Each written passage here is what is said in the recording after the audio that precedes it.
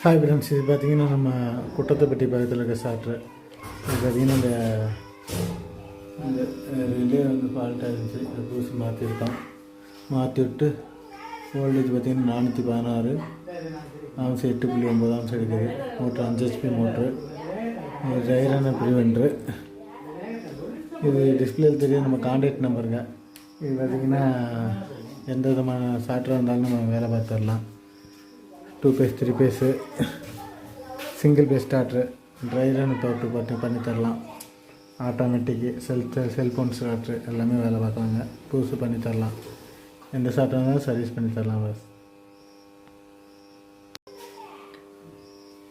Hi friends, இது பார்த்திங்கன்னா நம்ம குட்டத்தைப்பட்டி பக்கத்தில் இருக்க சாட்ரு. இது பார்த்திங்கன்னா இந்த